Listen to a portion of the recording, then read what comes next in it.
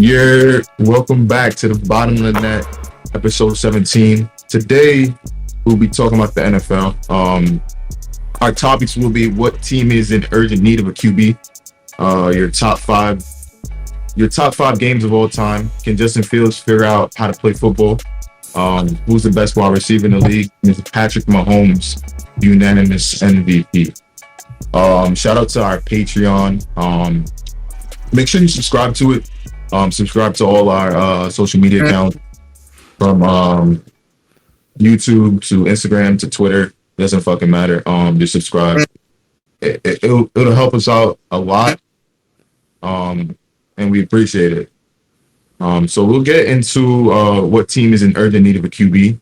We'll start with Nigel. My opinion is that the teams that really need a QB are the Texans, the Colts, and the Panthers. Nah, you could like, for me, you could elaborate like who All right, needs so the the most. reason why I feel like the Texans really need a quarterback is because I called him Darius Mills last time. I still don't know his name, but Davis Davis Mills. Davis Yeah. Mills, he's definitely not it for them. He's definitely not a franchise quarterback. It's a cool experiment, but they definitely need a better quarterback, and they need to build their team around their new quarterback. The Colts, Matt Ryan's getting old, and I didn't see a lot from Sam Ellinger when he actually played. He actually really like shit the bed that time when he played when Matt Ryan was out, and it still don't really look good. Huh? What's his name? Sam Ellinger? Sam Ellinger. Yeah, he played So, at yeah, he Texas. played at Texas. Yeah, but Matt Ryan's getting old. Matt Ryan had a good game against the Raiders, but anybody can have a good game against the Raiders. They suck. Yeah, but But the Panthers definitely need a new quarterback. They're still up in the air between two injury-prone quarterbacks, and then PJ Walker, who's an XFL player who came on, but he showed promise, but then it was kind of like downhill from there. And it was just like, all right, y'all need new quarterbacks. Y'all putting these three people up against each other, get a dominant quarterback. But they drafted bro out of Ole Miss, that rookie. Right, He was but in Ole Miss. when you think about it, you got four quarterbacks now because you drafted another one. What are you doing to build around those quarterbacks to make your team better? Which is why Robbie Anderson needed to get out. He wanted to get out because of that situation. Yeah, that's a fact. You're right. But like at the same time, you got to understand that organization has no direction. That's true. I mean, they haven't had direction since who is it? Ron Rivera? Yeah, exactly. And since they had Cam and Christian, so Right. it's like, That speaks a lot right there. That's horrible. And then like you keep going through this revolving door of coaches and things like that. That's not helping your team out any better because then they got to learn a new game plan and things like that. Especially with your quarterbacks. You got Baker Mayfield, and what has Baker Mayfield done for you? not much. But you can't expect a lot from Baker Mayfield, bro. Like you can't I mean- expect it out of him. What are you expecting, really? You can't expect a lot out of Sam Darnold either. But what are you expecting out of PJ Walker? Wins? And what was your last team? Oh, the Panthers was the last one. The Panthers the last one? Okay. Yeah. I understand where you're coming from, though. I understand. Because Carolina, they don't have no direction. Texans have no direction. So it's like, what are these teams really doing? Feel me? But even when you look at the Colts had what, 5 quarterbacks in the last 8 years or something like that after Andrew Luck retired. They had Jacoby Brissett as one of them. I forget who else they had. Then they had Carson Wentz. And what is Carson Wentz doing for the Commanders but getting hurt? He's been injury prone his whole career.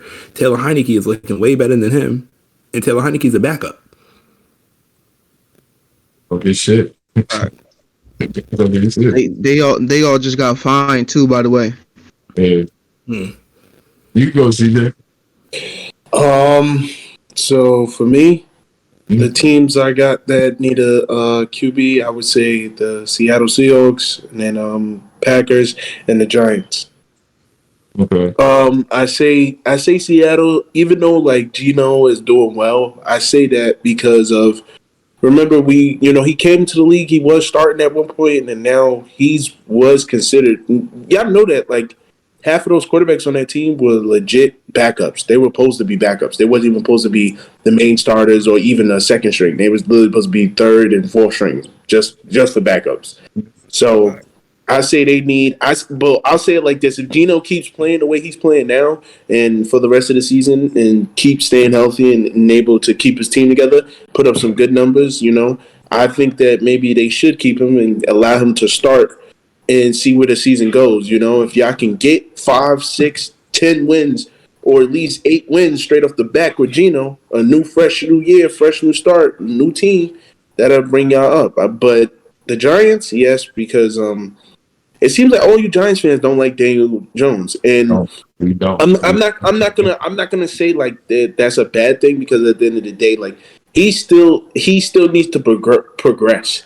And what's making it good though is the fact that like the Giants have hard teams that they play, so that will give him some type of challenge and some type of competition. So when the big time comes, we need him for those big games.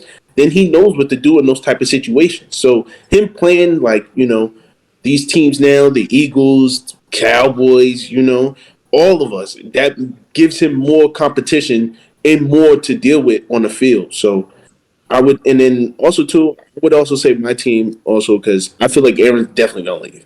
He's not. I would say it like this. There was a practice video that I watched a while back ago. Aaron was low key playing around, and like for you to be a leader and then playing around like that, and knowing that y'all on a losing streak. My damn self, being the football player I am, I don't like losing. So the fact that you are the leader on the team and everybody cares about the quarterback, you need to lead by example, because that's what people like to. People follow leaders, and if you're not a leader, what is the point of having you on this team? We need leaders. Some of us can lead in our own ways. There's leaders on the line. There's leaders on the defensive line. There's leaders in running backs. There's leaders in every position. But if you can't lead in your position and you feel like you need to go somewhere else because you want more money, or you feel some type of way, you need to talk to them or make your way out the door, because we could rebuild. We're rebuilding right now. So I'll take you leaving, other than you making us even more worse than what we are now. Like, we struggling to win against last night. Yeah, come on, y'all seen them games? Like, I'm sitting there lost. Like, yo, our team don't struggle like that. And you only struggle on the defensive side of the ball. And you telling me we're just struggling on the offensive side of the ball? Like, that's what I mean by a leader supposed to step up. You playing around at practice just shows that you really don't care about the game at all. But I feel like it's the organization who let him down. So that's why he's moving the way he's moving. I understand that the organ, and yes, that's understandable. But at the end of the day, like, we all know, like, this is football. Just like in basketball, if y'all didn't have no money and y'all was playing for a championship game for the money, bro, like, y'all not letting nobody take y'all out the league. Y'all not letting nobody keep y'all out of the playoffs. Come on now, if y'all set to win.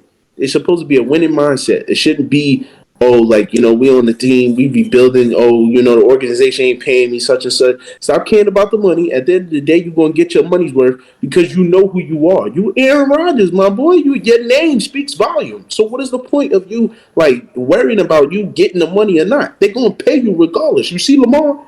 You see what he doing? He ain't even have no contract. But guess what? Look at what he's doing for the team now. They have to give him a contract. Y'all got to give him some money. Y'all got to give him more than what he's worth. He's been putting in the effort. Too. He's a leader, bro. Like, that's a leader. That's a prime example of a leader. He ain't going down. He ain't doing nothing stupid at practice. Yeah, we joke around and stuff, but at the end of the day, like, we on a losing streak. We're not on a winning streak. This ain't the Eagles. Yeah, you're not even the Giants right now. Like, and that don't make sense. Come on, bro. Well, let me add to that too, because when you think about a leader, you got to look at him saying how it's the rookie's fault why they're not getting any type of progression, any type of wins. And like, as a leader, you don't put that on people who are freshly coming into the league. You have to lead them. But on top of that, it's not really the organization's fault. It's his fault. He could have left. He had the opportunity to. But because he didn't leave and wanted more money, how could you sign a lot of players with the money that you have allocated? Like, you can't. You have to divide your money to the right way. It's the organization's fault, because they could have traded him. I feel like, and then I also too, to piggyback off what you just said, Nigel. I understand, like, those rookies and stuff, but if you come in, this ain't no football. Kyrie understands. Calvin understands. If y'all know you come into play a position and you're the fresh one off, and they don't have no starters. Like, we ain't got nobody stepping up. And they telling you gonna have to be the step up. You're a rookie. You gotta step up. You want to keep your job. You want to keep making that money. You ain't get. Everybody knows you get paid at the end of the game. You ain't getting paid before the game. You get paid at the end of the game. So whatever you doing from now until the game is over, bro. What we sitting here for? I know you're a rookie. I know you ain't. But it's all about learning. It's all about progressing. You need these challenges. You need to step up with these 5-year veterans that still think that we got a rookie here. We about to dog him. Don't let no veteran talk you out of thinking he better than you. He's a veteran for a reason. He's going out. You're coming in. Just remember that. You're going in. He's coming out. Okay, so when you take quarterbacks like that, so then look at Kyler Murray. Kyler Murray's not playing with rookies. He's playing with D-Hop, AJ. What is it? AJ. But that's different. D-Hop and all them, they know that they need to step up. They know that they have to be the leader on the team. They're veterans. They have to. Why do they have to step up when their quarterback isn't giving because them? Because they ain't nobody backing them up. We talking about a backup. We talking about rookies. Rookies and veterans are different. They're different. Veterans need to step up. A rookie is sitting there and he ain't got nobody that he need to look up to ask him questions to understand, like, yo, how does this go? Remember, football plays are long and them shits is really confusing sometimes. You calling triple right, bang left, you switching the play up, you doing audibles. Remember, you have to ask that question. Now you're a rookie. You have to, if nobody's there to ask questions with, what's the point? That's like if Jordy and Randall Cobb was still on the team and we got these rookies now, you think they would be doing all this stupid nonsense right now? No. Jordy would have been sitting them over, yo, Aaron likes this. Aaron needs you to do this. Aaron likes you, the way you get under the ball. He likes tight windows. He's very accurate. Come on. He would have been talking them out this. But y'all need to talk to y'all QB to let him know, like, look, I know you're not comfortable with us. I know you're not. But you need to understand we here as a team. We got to come together. At the end of the day, we gotta do something about this. We got to make the best what we can. That's all. So it's like a different atmosphere when you got rookies, you got vets that you. If it's a team full of rookies, and they don't have nobody that they can look up to, like, it's just gonna be completely different. Yeah, it's gonna be a shit show. It's gonna be a shit show. No, which is 100% fact. But what I was saying about the Kyler Murray point was, when you look at Kyler Murray, you have these veterans who you can get the ball to. You're not getting them the ball efficiently. Like, that's just the issue. Like, when you look at even Josh Allen, how he threw the late game interception. You led your team all the way down the field. You missed the man that came through in a slant to force the ball to Gabe Davis, and it got picked off at the end of the game. Where does that veteran mentality kick in? And it's like, that veteran mentality kicks in to let him know that was a poor decision, and that means you need to think better about your decision making. That's it. That's growing pains throughout the season. That's gonna happen. You're gonna make mental mistakes, but it's how you come back from those mental mistakes. You feel me? But week after week, he's been doing it week after week. It's literally been an ongoing thing. He is a rookie, bro. He is a rookie. We're talking this, like you said, this is a learning. You're not Tom Brady. You're not coming to a team and bringing them to the chip. Okay? You're not coming to a team bringing them to the chip. No, but what I'm saying is Josh Allen knows better. He's not no rookie. He's been in the league for a little bit. He knows better. But week after week. No, I know. I'm saying, but week after week, you can't keep making the same bad decisions. It's more of the scheme. You feel me, Nigel? It's more of the scheme. Like, they're gonna force the ball. They're gonna force passing play. You know. Okay.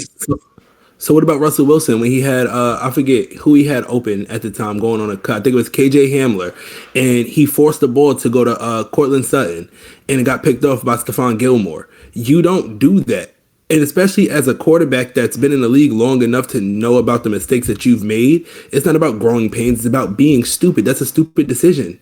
You can't make stupid decisions. You can't even say most of the decisions are stupid, because at the end of the day, he can't see. You can see the whole field, but at the end of the day, you're really still always making a judgment call where the ball is going, because you got to also think about you're throwing the ball. You don't have no control in midair to control whether the ball is going to get this right. You're throwing in tight windows and people going. It's different. It's just a different mentality when you come into a rookie and they know they have to play in a certain level because there's nobody there that's playing at that level on that team. Okay. We don't have no veterans, bro. Like, you need veterans on the team to balance out the rookies. That's all. Yeah, that's a fact. Fact. So, yeah, go ahead, Kyrie. Because it was No, going. I was just saying that's a fact. Yeah, you go ahead. Go ahead, bro. You can hear me? Now, yeah, I can hear you. All right. Yeah, bro. Who's your teams? Oh, you want me to my two teams? The two teams I got New Orleans Saints and San Francisco 49ers. Those are the two teams I picked.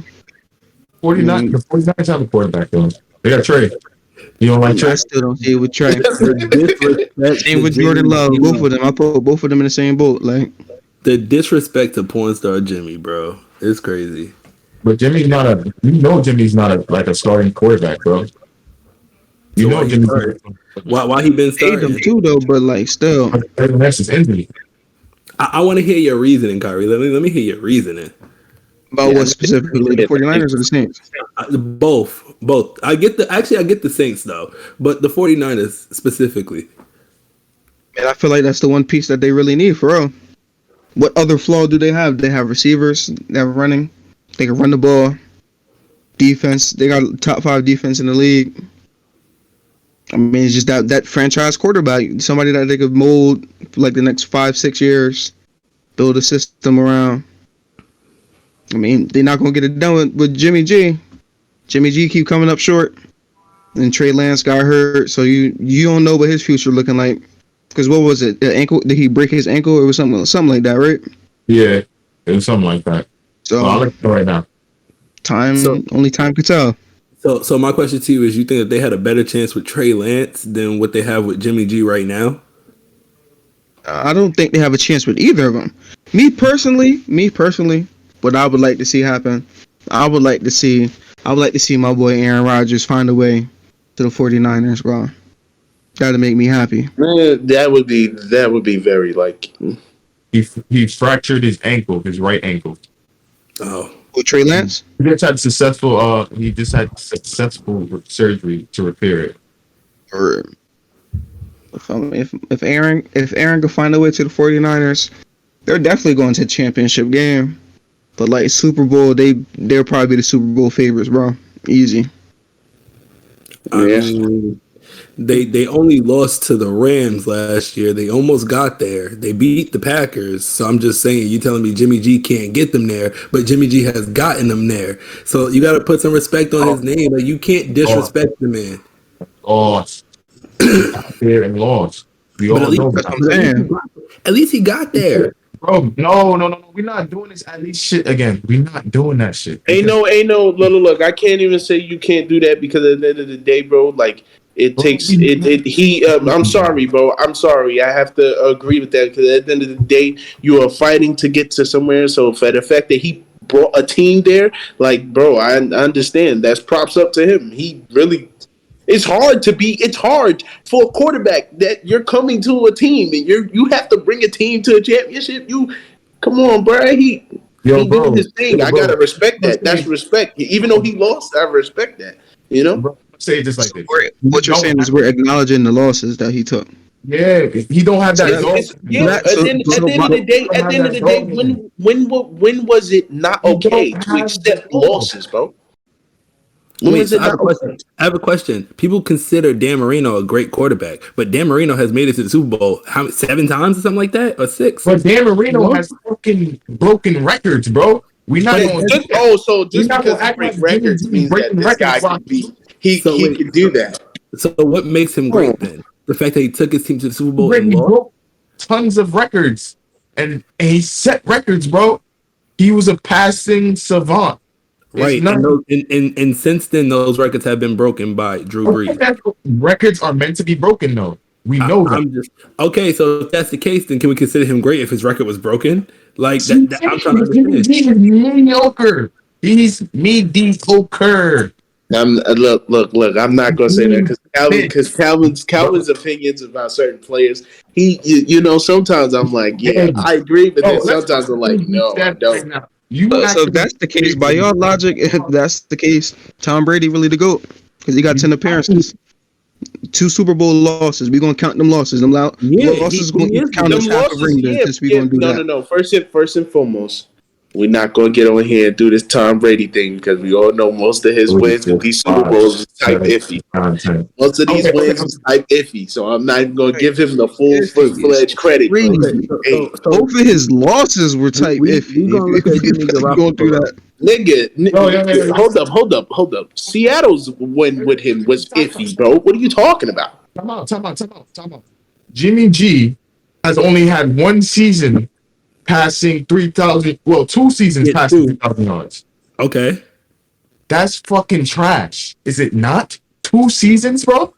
And one was what? Last season, and the season he made it to the Super Bowl. So it's like, can we really say that that's trash? Out of how many seasons did he really start? 1, 2, 3. 3 seasons? 3 out of the 5 seasons? Some people don't even make it towards the playoffs in their third season, bro. They never even see the playoffs. That's like, bro, that's exactly like Sam Darnold right now. If he make it to the playoffs, I'm just saying, if he make it to the playoffs, you can't say nothing to him, bro. And even if he lose, he still brought his team there. So now he knows what he got to do in order to win these playoff games. But he also won his contribution and how he did it. You feel me? And that means you can't even say nothing because we just had a conversation. Remember Cam Newton? Cam Newton lost, but he broke records. He was MVP. What you gonna say about that? I'll take the MVP over the Super Bowl loss. Yeah, but at the same time, it's still look. He without that loss, without all that, he would not have all. He would not be. But he hasn't done anything for you to put him in that conversation, though. Feel me? He hasn't. What has he done besides that Super Bowl loss? I have a question. I have a great question. If you're up for the Heisman Trophy, right, and you come in second place, but you win the college football championship, what would you rather have? What are you asking? Would I rather have a Heisman or what? Or a college football championship? It's the same thing about having an MVP or having a Super Bowl win or a Super Bowl loss. What would you rather have? I mean, what school I go to? That's the real question. Tell me what school I go to. It don't matter, but you're the starting quarterback of a team who made it to the college football playoffs. And y'all lost. No disrespect, of course. I mean, but if I'm the starting quarterback of like SMU or one of these not non-Power 5 schools, and I win the Heisman from one of those schools, that's not better than the college championship win. But wait a minute, Lamar Jackson didn't go to a Power 5 school, and he won the Heisman. He went to Louisville though.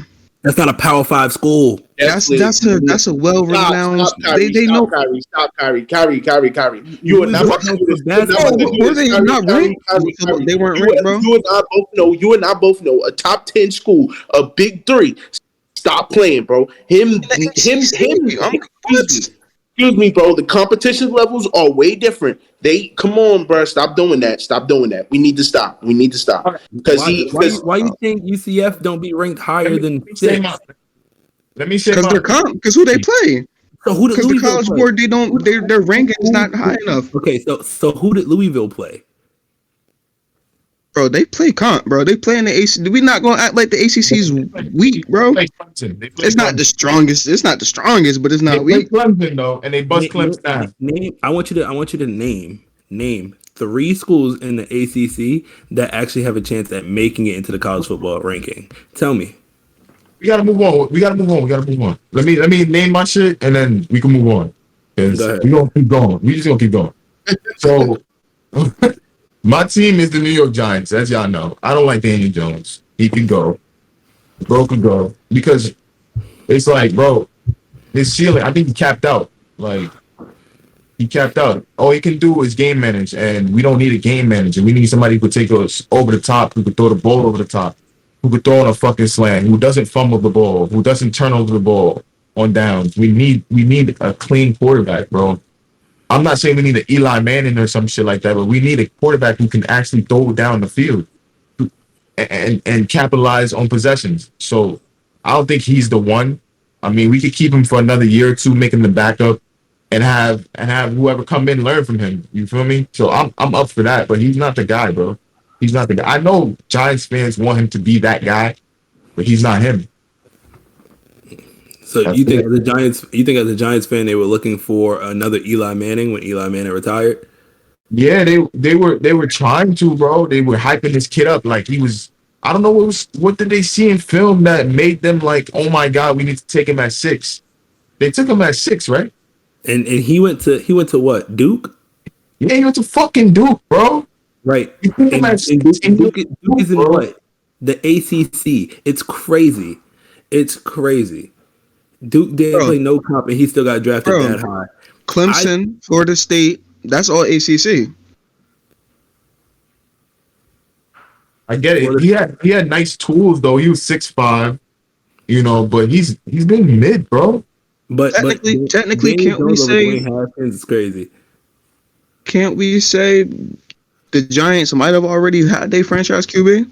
Wasn't Geno Smith on He Uh, was, he was, he was, and then they let him go because he wasn't doing what he doing now when he was on the Giants. So I don't think his style of play did not fit their offense. You know, so situations like that, who takes the majority of the blame? Is it the player or is it the coach? Is it the system type thing? the coach because the coach should have did The more players. investigation into his play style. No, but it's the player because the player can develop, bro. You got it. Yes, it's the player. Wait, Is wait, the wait. player required by himself to develop, or should the coaching staff have something structure in place The for them coaching to? staff needs to have instruction because when you think about it, they didn't pick Dwayne Haskins because they wanted a pocket quarterback. Like Dwayne Haskins wasn't that. And when you look at it, it was Dwayne Haskins and Daniel Jones. Who did they go with? I think Dwayne Haskins would have excelled better in the New York Giants scheme because they probably would have switched it for him. Rest in peace to my boy. Rest in For peace, right? R.I.P. Dwayne Haskins, but he definitely would have fit that scheme, especially having Saquon. Do you understand that threat that they would have had? And I'll tell you right now, Dwayne definitely was a pocket passer. He could move a little bit, but he was definitely a pocket passer. And he was Yes, he he was was. fit for a style of play, bro. The thing with Dwayne was that he was too raw. bro, What you were saying, Kyrie? he a little bit more mobile, big man, but I would say a stronger arm though. Not disrespecting his arm. His skill set was too raw for the Giants, so they didn't, like you said. I get your point of the coaching staff has to implement something around the quarterback for him to grow and develop. But don't you think you have to have some type of natural talent to be and play that position? It's not No. about the I mean, natural talent, bro. if you don't It's have the about- talent, you're not gonna make it to the league, right? What you It's not said? about the talent. It's not about the talent. Because at the end of the day, that means if talent was that easy, that means everybody would be playing quarterback. Anybody can play quarterback because they got the talent for it. No, he needs to get into that and gel with the team and go through all this little stuff that veteran quarterbacks try to not do. He needs to get into that mode right there. Like that was it. If Dwayne would have came to the New York Giants, they would have had a perfect pocket quarterback. Because at the same time, he's not big on trying to go for the little things when he know he can get 20 yards down the field, 15 yards down the field, 35 yards down the field, or probably 40 yards down the field. So it would fit. But like I said, he needs to that comes with working with the team. He needs that competition. And it's crazy when you look at quarterbacks like RG3 and Dwayne Haskins, when you put them together, like you put them on the Commanders, who were once the Redskins. What did you expect them to do with no running back who was dominant? Not many good receivers. So it's kind of like, what did you expect them to do there? That's why they bounced around different places all the way up to RG3 got to the Ravens, and then he was done after that.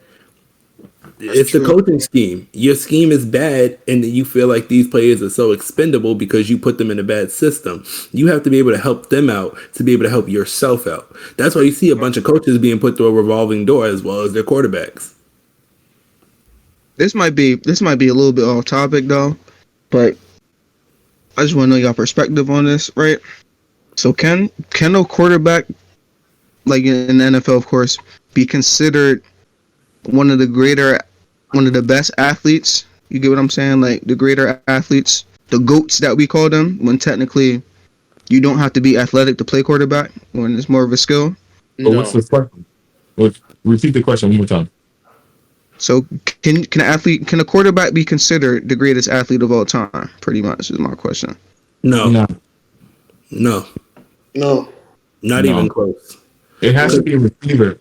So we Right. don't consider Tom Brady like the greatest football player of all time? Is he not considered? But wait, Not the greatest quarterback. He's not. No.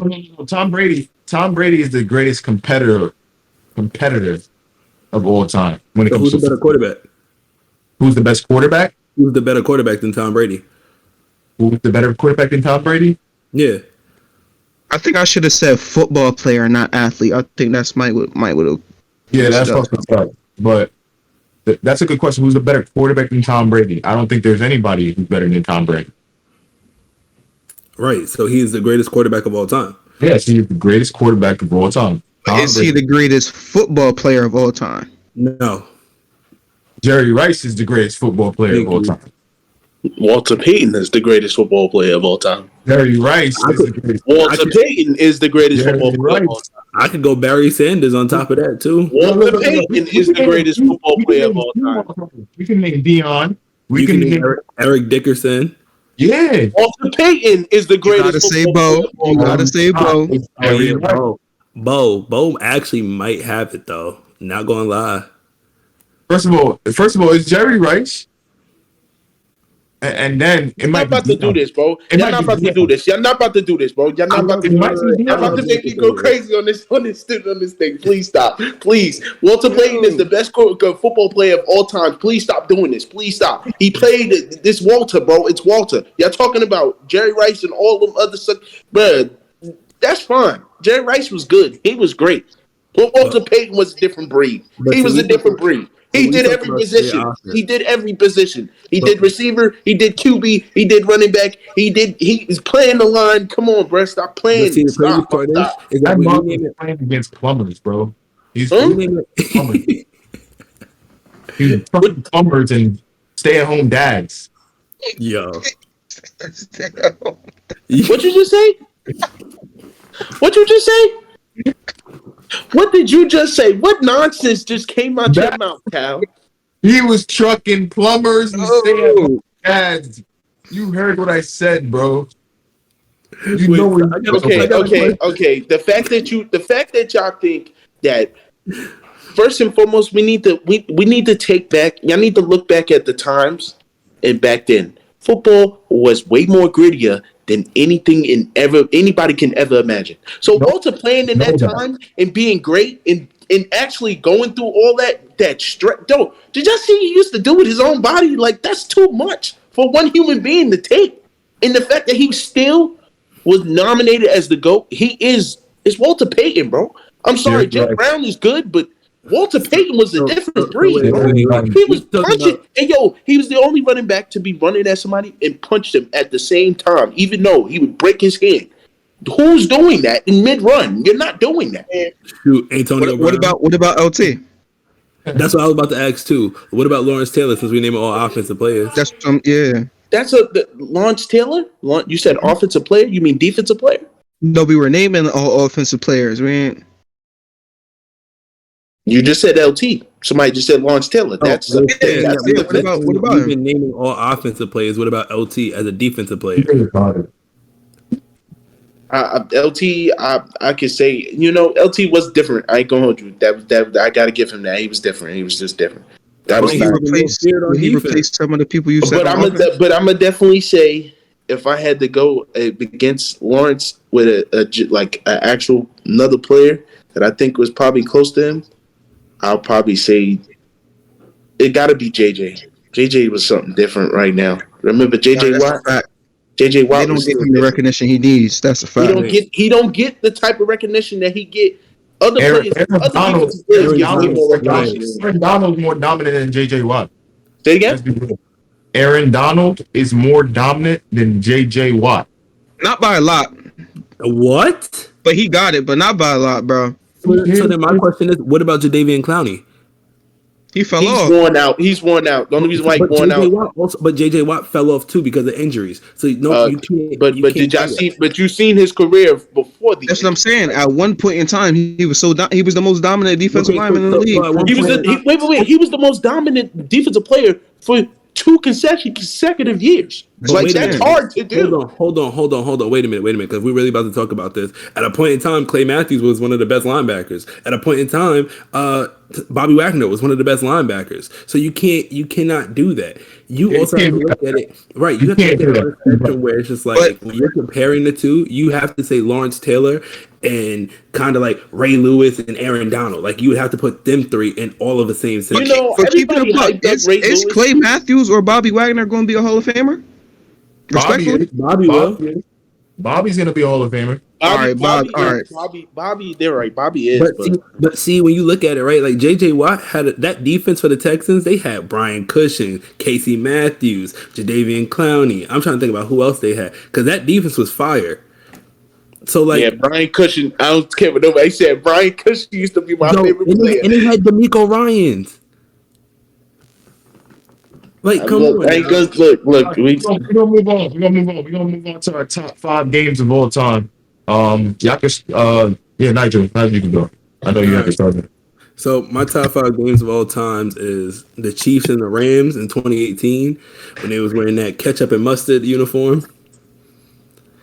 That was one of the highest scoring games in the NFL history. The score was 54-51 at the end of the game. I think I remember that shit. That shit was crazy. All red on. In the all yellow. Yeah. She was crazy. My next all-time game was this recently, the Vikings and Bills. So I say that game goes down as one of the all-time games in history, just because like the highlight plays that were done, in my opinion. Then when you look at it, you have the Vikings versus the Saints, the 2020 wild card game. How that game ended was crazy. You a Vikings fan? You a low-key Vikings fan? No. I actually, you know what? The reason why I like the Vikings a little bit is because of Dalvin Cook. Honestly, like when I play Madden, I pick them. I ain't gonna lie. I respect it. But then the Cardinals and the Bills in 2020 when D-Hop caught that pass, the one-handed catch. That was a Hail Mary, yeah. Bro. And then the last game I have is the Packers versus the Cowboys divisional round in 2015. Even though Dez Bryant caught that ball, we got cheated out that game. Let's stop hearing it from the Cowboys. Hold on, wait a minute. They took it back to the league. They took it back to the league and watched it, and they called it a catch after. Please. Guess what? Guess what? It don't matter if you win by an inch or a mile. A win is a win. But y'all won by a cheat call.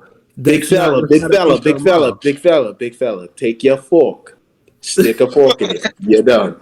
I'm just Thank saying, you very much. Losing by an inch or a mile is different from losing by a cheat call. There's two different things. Oh God! Why can't y'all just take a L like a regular player? Just take a L. Excuse me. Nobody got time for you Cowboy fans. Like, just take the L.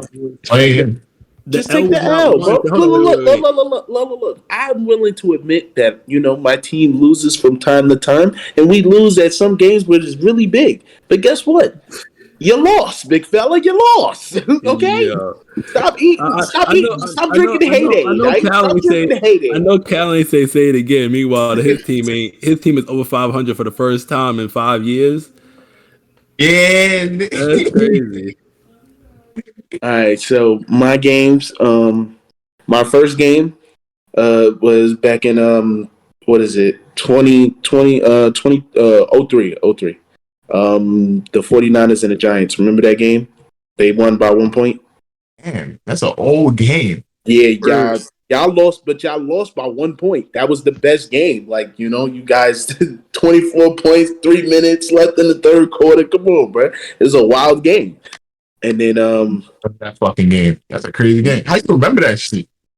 I have it on my list. I'm reading down my list on my computer, big fella. I went researching. I did all this, man.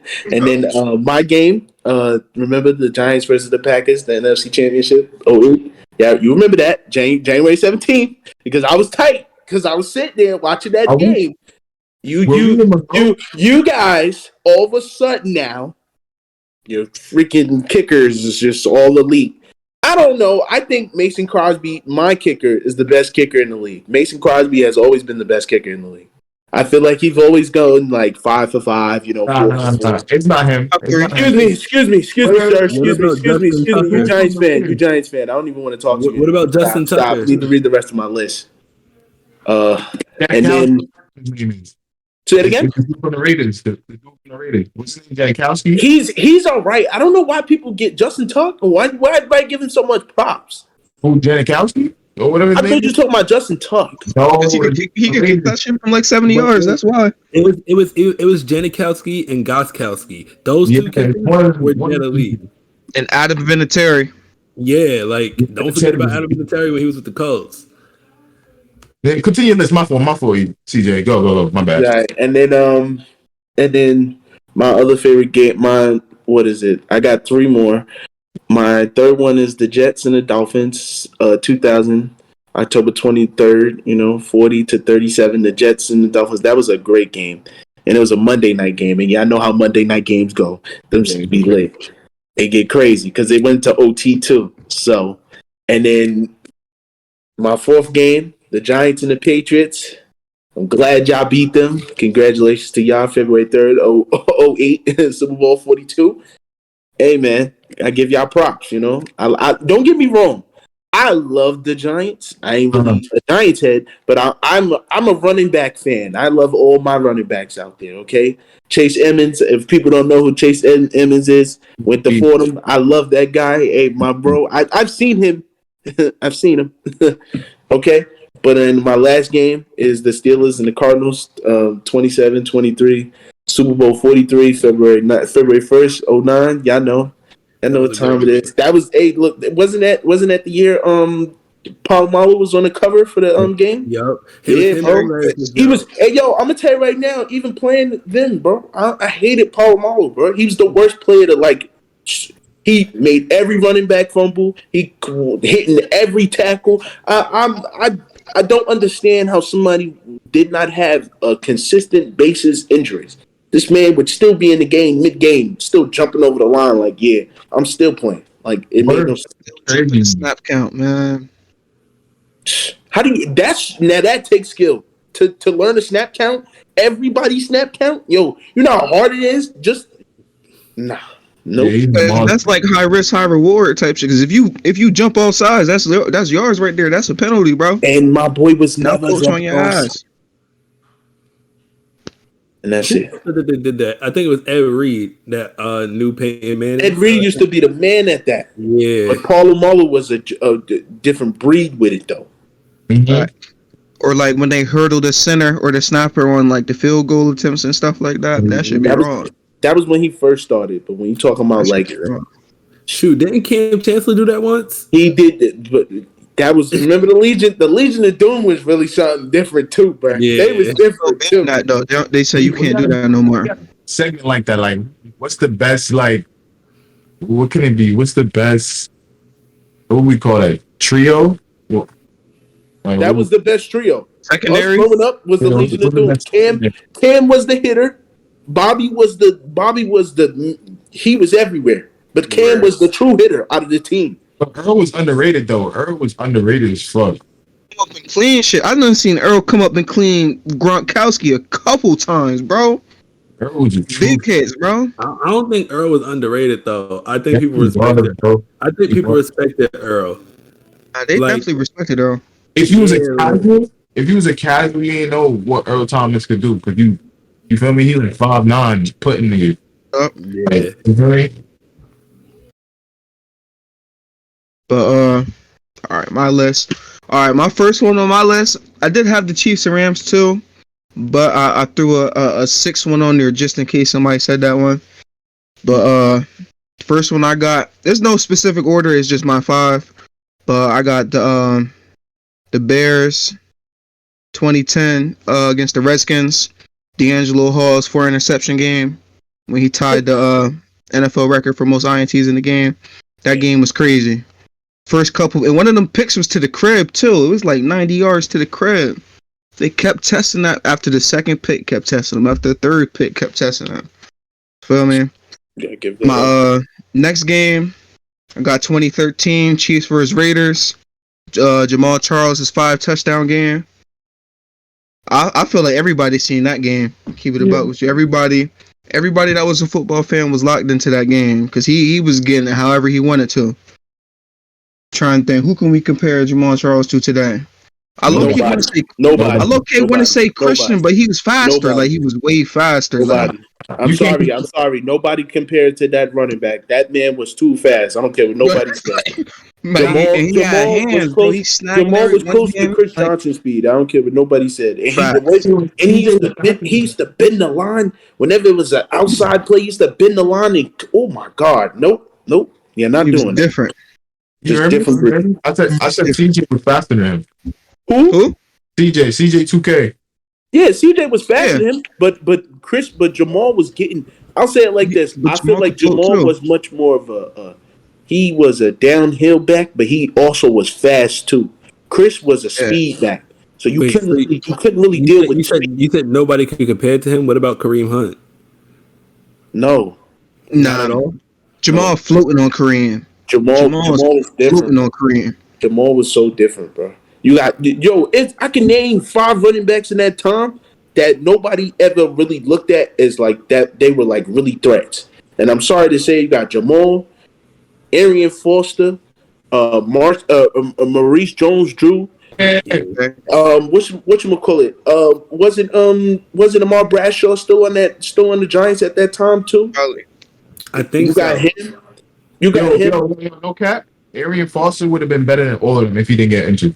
Thank you. Arian was the truth. You know who had the league on smash for a couple of years that fell off? That was really like that, bro. Melvin Gordon? No. Him too. But I was gonna say David Johnson, bro. Oh yeah.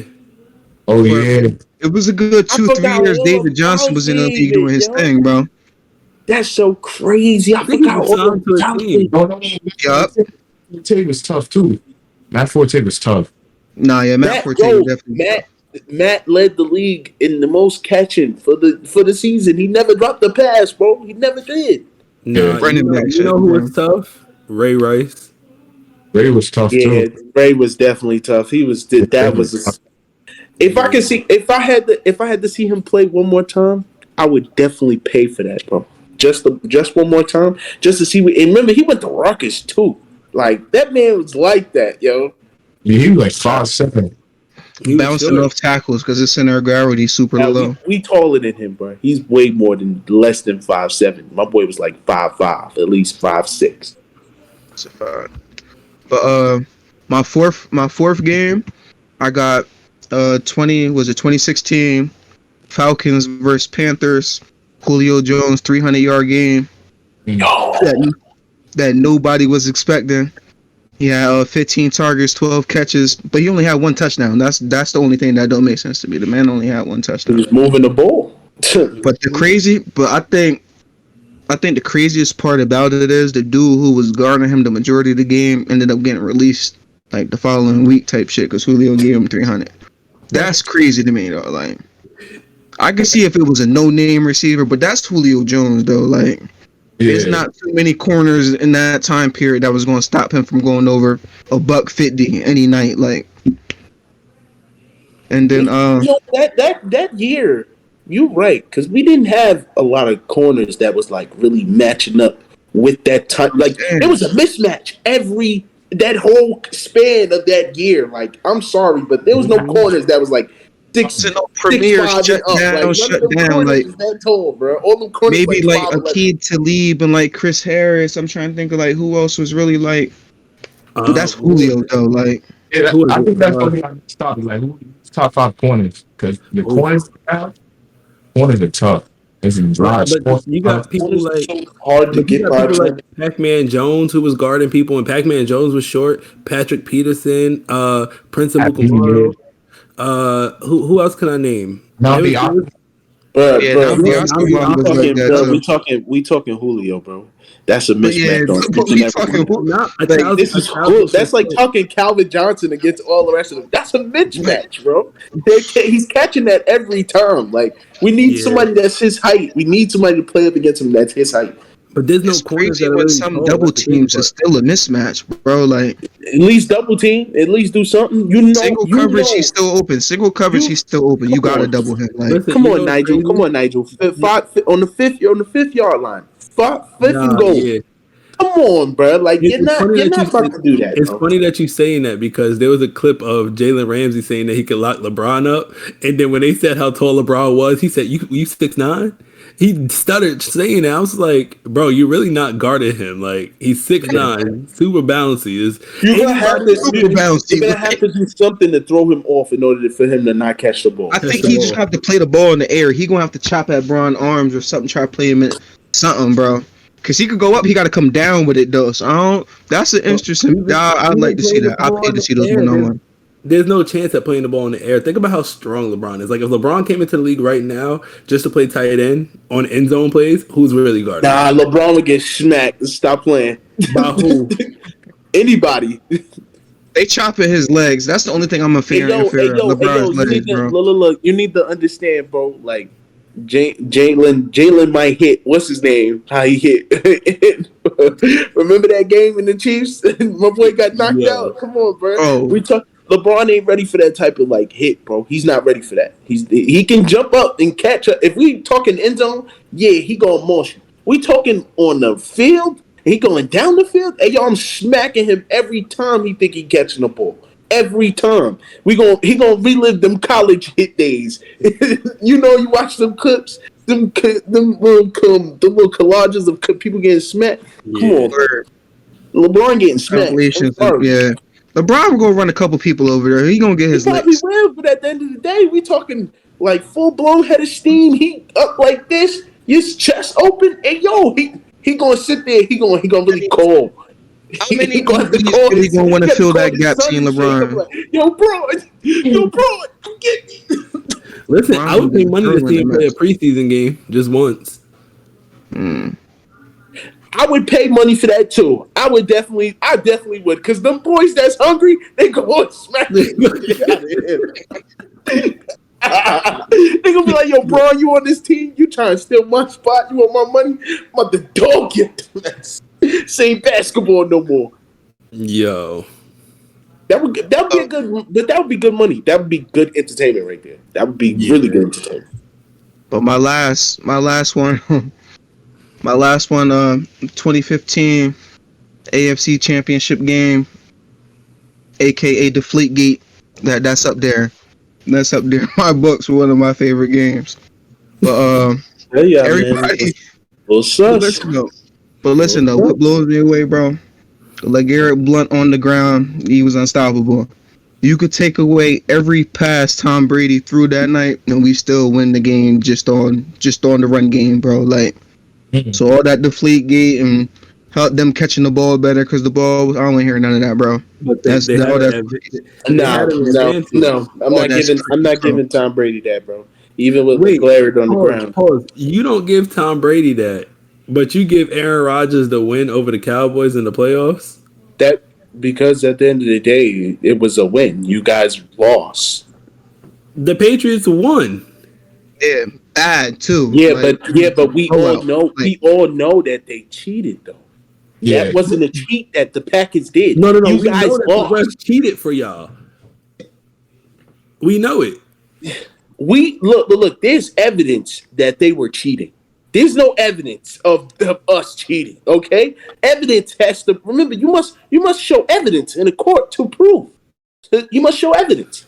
Where's the evidence at? Where was the evidence, guys? You can keep saying, it was the ref did this, the ref did that. Where's the money? Where's the bribe? Where? Oh, we can definitely tell you that there was a couple of balls that were deflated. You'll never find out. It's cool. You'll never find out. Like, the only people who really got caught bribing as refs were the people that was really in the NBA. And when you look at it, it's kind of just dumb because they got themselves caught up. But you'll never know if an NFL ref really got bribed. They kind of smarter. You would never know if anybody got bribed, bro. What you mean? Unless they told. I feel like you would know. I feel like you would know somebody got bribed in the NFL. The ref got bribed based off his calls. If his calls for both sides don't equal up on the same team, that's like sitting there saying your team got 20 flags, we only got 3. What's up with that? That would be weird. I would be like, they're already in the double digits. We do know a ref that got paid though. Who? Go ahead. Say his name. Go ahead, big fella. Who was it? The Rams, the Vikings, that championship game and that PI, bro. Yo. That ref got paid, bro. Yeah. That yo, I ref got knew you paid, was bro. gonna I'm say not that, buying yo. nothing else, bro. The one that I saw was the Saints one where he just The demolished. Saints Rams. That's what I'm thinking of. The Saints Rams where he Saints just Rams. cleaned him. Like he didn't play the ball or nothing. Like that's the ref that got paid right there. You know what game? You know what I know? And this might sound bad to say.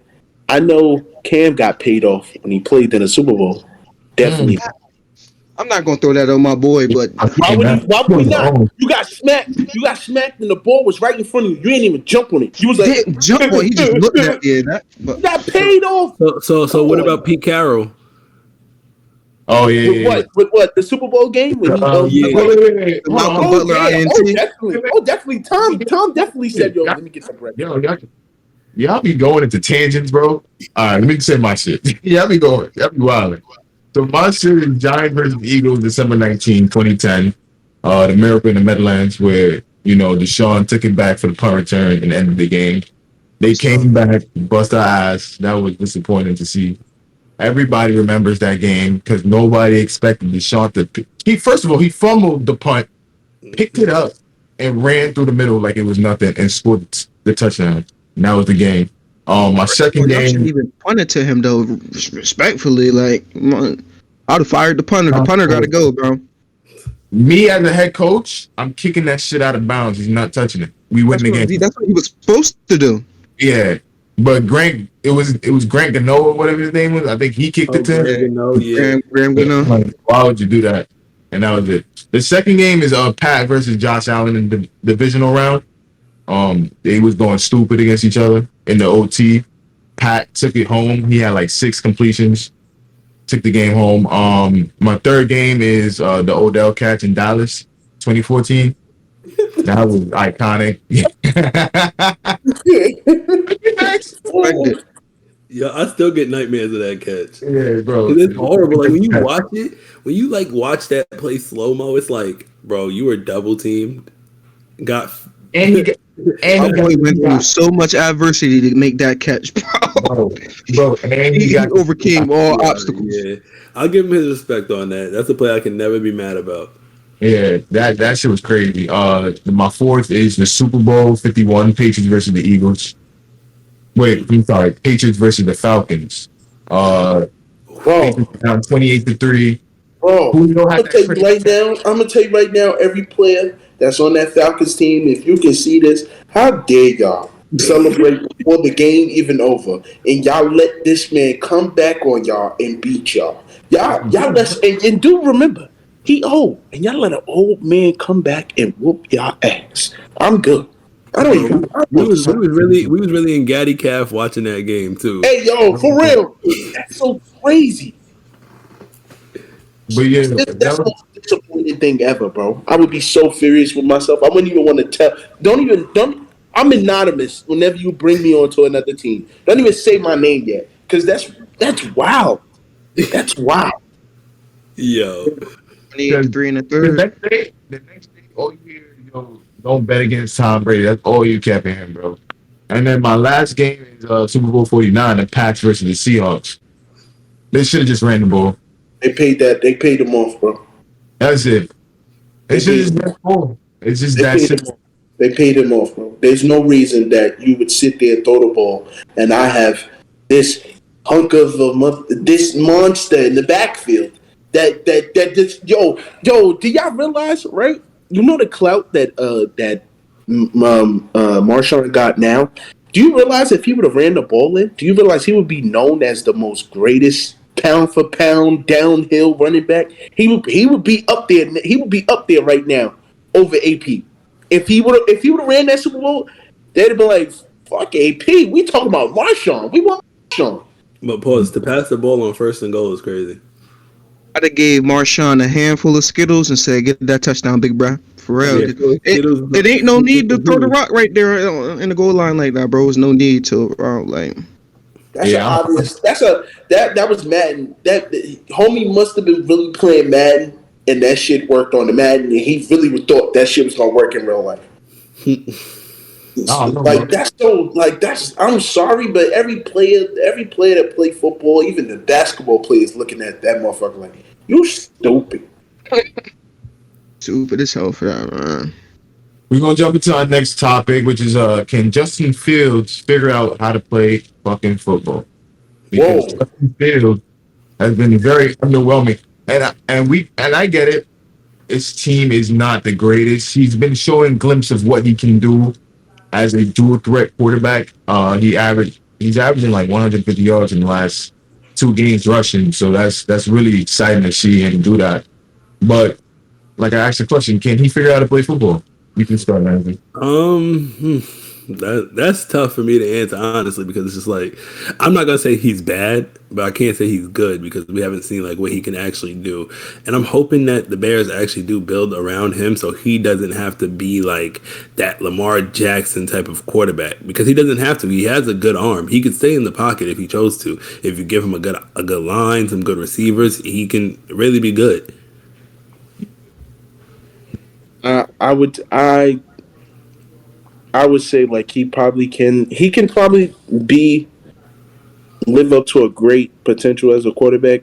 You know, the dual What's his threat ceiling? thing. The What's his dual ceiling? threat, huh? What's his ceiling? What's his ceiling for you? What can he possibly be? What can he possibly do? To be honest with you, I would say like it's great that he's good at being a dual threat, but at the end of the day, he needs to work at being.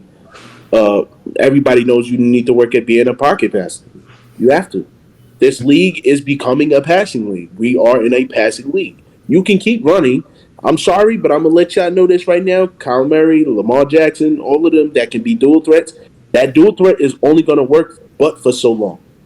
Your legs are not gonna be able to do that when you all right, you're gonna be 5 years in, 8 years in, 9 years in. Now you're gonna have to think up here and not think down there. So I'm just saying, his style of play fits. He's a great quarterback. It's good that he's mobile. It's good that he can move his legs and set up and get out of the pocket. But you need to be able to play you need to adjust because your team will soon be in that time where it's like we can't keep running all day, bro. We got to stay in the pocket. We got to get down the field. Like it's okay to run, but not all the time. But can we say that he is adjusting to how his team is because he's averaging 150 yards rushing because his team is shit? No, because you just said he's adding to the team rushing. We need him passing. He's a quarterback. He's there for that, not there to run the ball. You have David Montgomery, like he's supposed to be running the ball. That's the problem now. What we have in the league, you cannot. The teams are not balanced because everybody's like, oh, let's get the dual threat, take out the running back. We could use him as another receiver and just have him playing running back and quarterback. When y'all know quarterbacks are not built to take that type of pound for pound when you playing running back. I'm sorry. Except for Josh Allen, because people are scared to tackle that man. Yeah, for some reason they scared to hit him, but I don't understand why. Bro, he's what 6'4", 225? He's probably like 235, bro. That's a big Something, boy. bro. He is solid 230. He's huge, like massive. But like I said, he's built his body. It's like comparing him to Cam. Cam is built to do that. His body is built to do that. But you talking about Justin Fields, like my boy, not that big, bro. He's not that big. He ain't that big. I gotta go back and add the pause in because that was kind of crazy. Yeah, he's right. That was kind of crazy. I was gonna let that slide. Listen, but this comes Oh, from brother, somebody y'all think he's so negative about it. Nah, bro, I gotta say pause. What you think, Kyle? It's still negative. What you thinking, Kyle? I hope so. I hope he could mature and progress a lot better than this rate that he's going in. I think they got to put more weapons around him. I think they got to find a way to put some type of scheme together that best suits his ability to throw and run at the same time. As long as he continues to make decent to smart decisions with the ball, you know, like not turn it over, INTs, fumbles, stuff like that. I feel like he should be fine.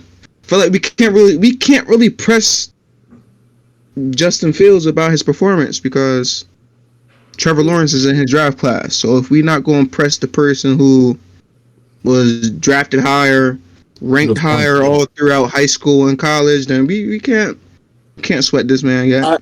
I feel like he's only 2 years in, so I mean I understand, He's only 2 years in. But I feel like Trevor Lawrence is figuring out how to play football. High key, like with the I think he's really figuring it out, and now he's understanding the scheme with the weapons that he has now.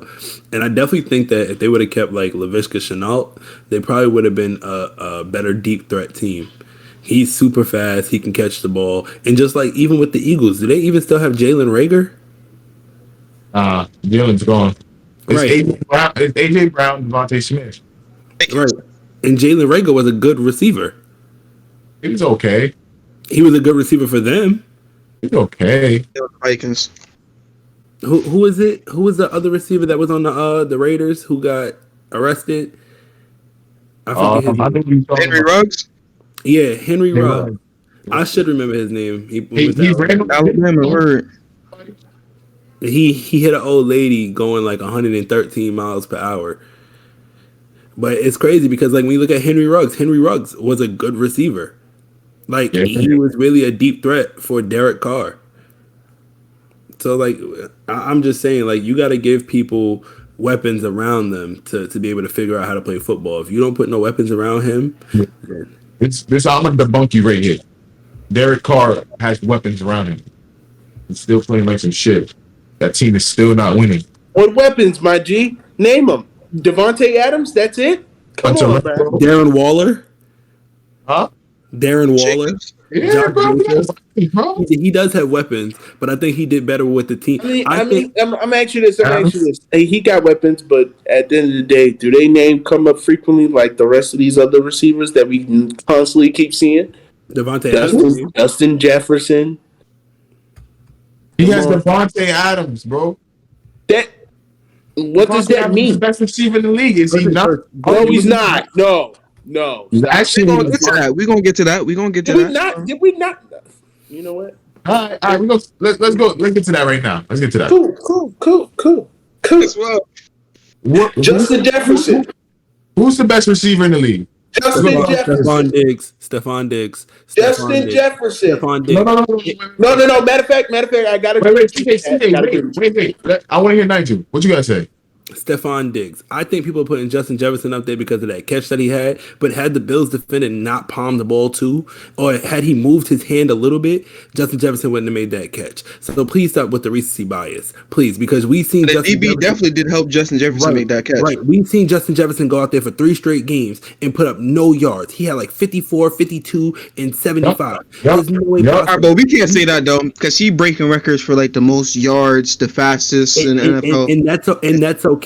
But when you look at it, Stephon Diggs is a more efficient receiver. He's a better receiver. And in goal times, you can really go to him. Like, Justin Jefferson is so inefficient. You don't know if goal times you can go to him all the time. We've seen games where you couldn't go to him all the times.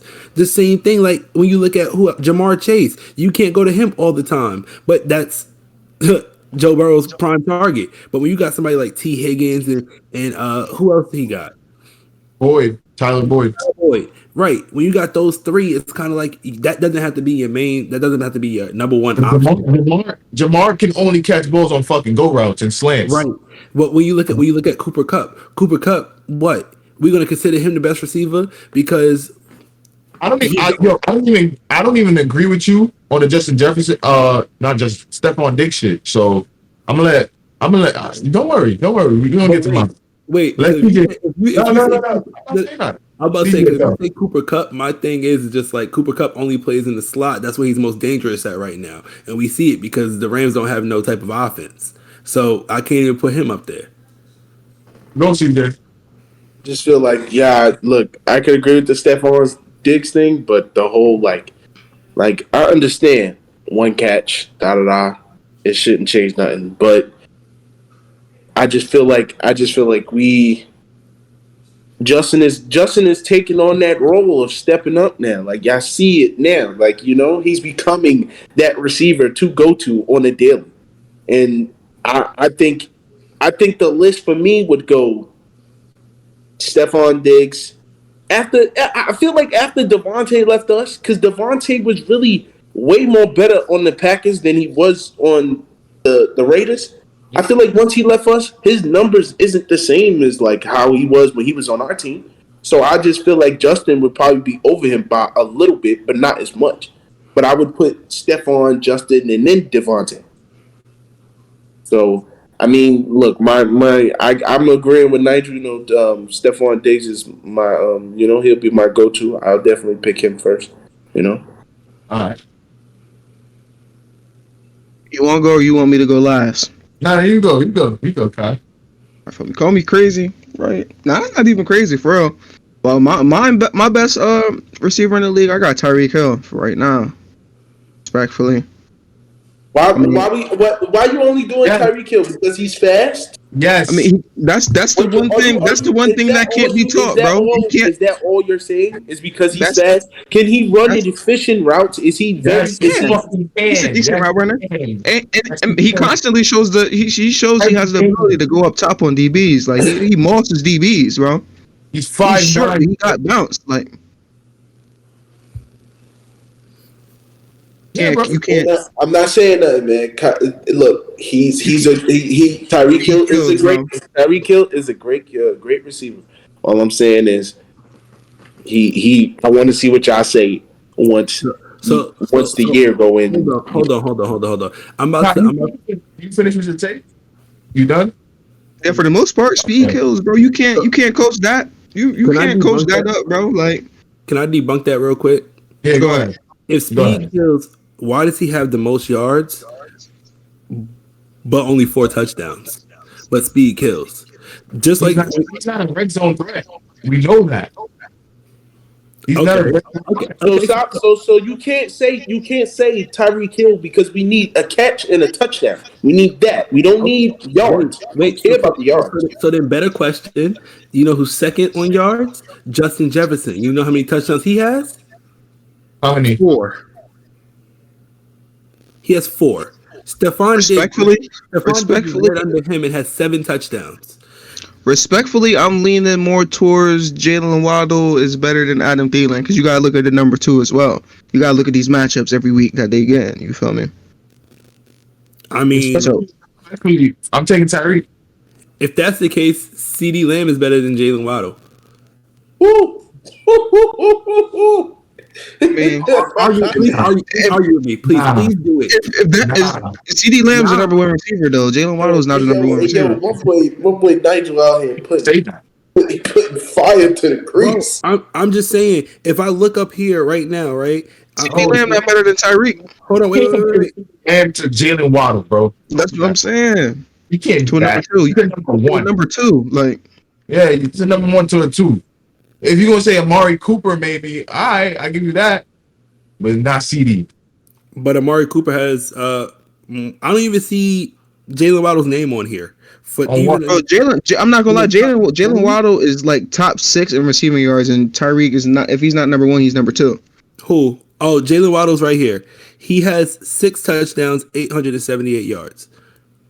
It's amazing for it. He's top 6 in receiving yards, bro. He's top 5, and two was not even top like 11 or 12 in passing yards.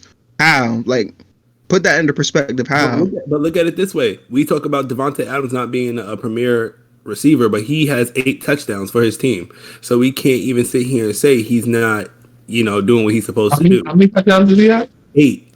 Damn. And we're only in week 10? He got 8. Like that. I mean, he scored a touchdown. He scored a touchdowns for his 8 games straight.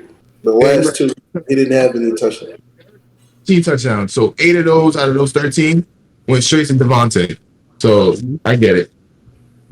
So like, even if you was to look at like passing, Derek Carr has 2,000 something yards. 2,128 yards for 13 touchdowns. 8 of those were to Devontae Adams. Yes, exactly. I just said that. Yeah. So they're still losing. That's the point. Exactly. They still losing. Exactly. What's the point? There's no accomplishment there at all. They're just getting stats. They're really playing for stats. I'm sorry, but everybody on that team, you're not winning. So what is the point? You're doing all this to make sure your stats is good, so your check looks good at the end of the year. Come on, man. It's a job. It's a job. All right, we'll get to the last topic then. The last topic is Patrick Mahomes the unanimous MVP for the season? No, No, no, no, no. no. I can't put him unanimous. It's kind of hard for me to put him unanimous. But if Josh Allen steps up and doesn't shit the bed for the rest of the season, he will be the MVP, in my opinion. If not him, then it goes to Tua, in my opinion. That's just me though. Jalen, it don't go to Jalen. Who? Jalen who? Hurts. Who? Hurts. Mister, I just lost to the Commanders. Say if they only lose one more game. Mister, I just lost 14-2. I just lost to the Commanders. You think Jalen is a franchise QB? Yes. He's suspect. He's a little suspect though. I'll put him as a better than Mac. I'll put him as a franchise QB because you can't find nobody better than him right now to put on that team. Jalen's better than Mac. Arm talent. I'm not talking about overall. Arm Yes, talent. yes, he is. Yes. Please stop asking dumb questions about Mac Jones because Mac Jones will never be up there with Jalen Hurts. Mac Jones isn't even up there with Trevor Lawrence. Y'all ninjas is Well, don't do that. Trevor Lawrence is ninth in passing yards. He has 13 touchdowns. Where's Mac Jones? How much does Mac have? But you gotta understand, the Patriots' offense is running. That's a running offense, bro. Mac Jones has 4 touchdowns, 7 interceptions. It's not looking too good for Mac. Please stop asking me questions about Mac Jones. He is horrible. Horrible. Now Mac Jones is horrible. You know what's crazy? Not to go off topic now. What's Alabama's record, bro? Listen, Mac Jones won a national championship, bro. And who did Alabama just lose to, bro? Didn't they just smoke a short? Or am I wilding? Now we just won the Aren't they ranked 7th or 8th? We're 9th now. I could have swore Mac Jones was ranked number 1, bro. I could have swore they was blowing teams out like 63 to 14, bro. I could have sworn they were ranked number right 2. Now? You wanna know why Alabama keep losing? Bro, they losing now. Nobody want to see them go back, bro. We're tired of seeing them. I'm tired of seeing them. Bro. They're the only team that's like consistent. How are you always so solidified in going to the and then even too? Let's talk about this because I don't think football ever really talks about this. Why is Rutgers in the Big Ten if they're never going to beat none of these Big Ten schools? Why? Why are they there? It's mainly like Ohio State, Michigan. No, I don't even care. You're giving a team an easy dub. Why? I mean, that's how most teams, bro. Alabama played Utah State, Texas, L.A. Monroe, Vanderbilt. They have no business playing Vanderbilt. Let's keep it a buck. They have no business playing Vanderbilt, but Vanderbilt, that's true. Vanderbilt is garbage. But Vanderbilt is better than Rutgers. I'll pay more to see Vanderbilt play. They're 7-3. I ain't mean to disrespect y'all. Y'all 7-3. My fault. But bro, think about the teams that we have to play. LSU's defense is good. And then wasn't you just saying Louisville don't play nobody? Y'all don't play nobody, bro. Who didn't we play? I can't say that. Y'all lost to Tennessee. Y'all just lost to LSU. But Tennessee really just got nice. We're not going to sit here and act like Florida State and Clemson is not. They didn't have a. When was the last time Florida State was good? When was the last time Florida State was good? Jameis Winston, please stop. They were not good. They were not good. All right, if you want to do that, then I can say the U because the U was just like 2-3 years ago. They was just like 12-1 or something like that, something crazy like that. The last time Florida, that's ACC. The Gators were really good. Yeah, I know what time they were. Tim Tebow. But there was I'm talking about the Hurricanes. Hurricanes ACC too. But there was a quarterback before Tim Tebow that was actually leading the Gators. It don't even matter. Tim Tebow was that man. Sorry. He was you bro. There's a highlight out there. If you go out there and you type in Superman Tim Tebow, it's still up there and it has over 200K likes, bro. And it's just Tim Tebow going nuts on his whole season. I'm sorry, but any left hand God forming guy that's doing this out at college level, I'm sorry. This man he was something. That's just look. We can talk about all the greats in college. Because if I say to you, Tim, Trent Richardson was the man in college, okay? And if anybody want to say he wasn't, you sound stupid. Tim Tebow was like Dude. that. I'm not saying that he wasn't talented, but the same way Tavon Austin had Geno teed up in college, Percy Harvin had. West Virginia was lit at that time, yo. Percy had Tim Tebow lit too. That wasn't. We're not gonna sit here like that was all Tim Tebow for real. Like No, but that team was well put together most of those plays really was Tim Tebow for real. This man was running the ball and running people over, bro. Like the real guy was Johnny Manziel. Stop. No. Nobody want to see this ballerina two-stepping. Yo, he was doing way too much, bro. I'm sorry, but every play, if you go on every play for Johnny Manziel, my boy's running around in a circle the whole time. I'm sorry. He's Ain't not that the D-line in the pocket. Shouldn't that go to the defensive coordinator? Little white dude bugging out. You know who was that man? Josh Robinson. That was my guy. Off rip. Best running back in Mississippi. I'm sorry to say it. Best running back in Mississippi. You know what running back I'm upset that really didn't get much like play in the NFL? Who? Bo Scarborough. You want to know? They thought he was going to be the next Derrick Henry, bro. The Bo. You want to know, bro?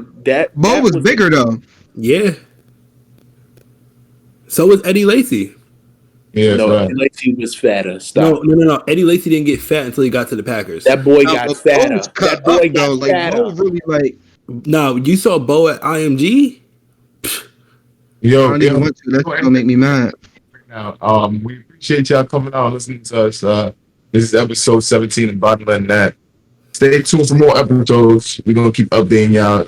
Follow the Patreon, sub up to our YouTube, IG, all that shit. We appreciate it. Thank you.